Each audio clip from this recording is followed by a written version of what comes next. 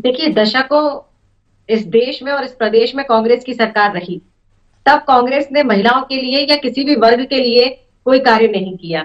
अब ये चाहे प्रियंका जी को ले आए या सोनिया जी को ले आए या राहुल जी को ले आए, उससे कुछ फर्क नहीं पड़ने वाला है। भारतीय जनता पार्टी की सरकार ने हमेशा महिलाओं की चिंता की है, महिलाओं के लिए कार्य किए, उनके जीवन स्तर को उठाने के लिए, उनकी सहभागिता सुनिश्चित करने के लिए, चाहे वो राजनीतिक हो, चाहे वो आर्थिक हो, चाहे सामाजिक हो, चाहे शैक्षणिक हो। आप देखिए, भारतीय जनता पार्टी की सरकार ने जब 2005 में माननीय शिवराज सिंह जी मुख्यमंत्री बने तो सबसे पहले वो योजना लेकर आए थे, कन्यादान योजना। और वो हमेशा इस बात को कहते हैं कि मुझे बड़ी इस बात का मुझे दुख होता था कि अगर हमारे परिवार में कोई बेटी आती थी तो उनके माता पिता को यही एक संकट रहता था और यह चिंता रहती थी कि अब इस बेटी को हम कैसे पालेंगे और इसका विवाह कैसे करेंगे।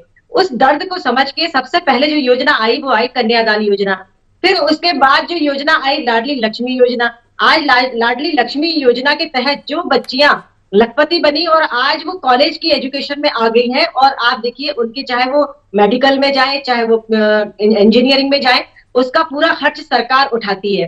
तो मैं समझती हूँ, चाहे हम देखें कि अगर पुलिस की नौकरी में 30% का आरक्षण किया है तो भारतीय जनता पार्टी की सरकार ने किया, और अब उसे बढ़ाकर 35% कर दिया। अगर हम नगरीय निकाय और पंचायत चुनाव में देखें तो भारतीय जनता पार्टी की सरकार ने 50% सहभागिता महिलाओं की सुनिश्चित की। अगर हम टीचरशिप शिक्षा विभाग में देखें तो 50% महिलाओं को भागीदारी सुनिश्चित की। और अगर हम अभी देखें, रिसेंटली जो मुख्यमंत्री जी ने घोषणा की है कि अधिकारी वर्ग या उच्च पदों पर भी हम 30% महिलाओं को आरक्षण देंगे।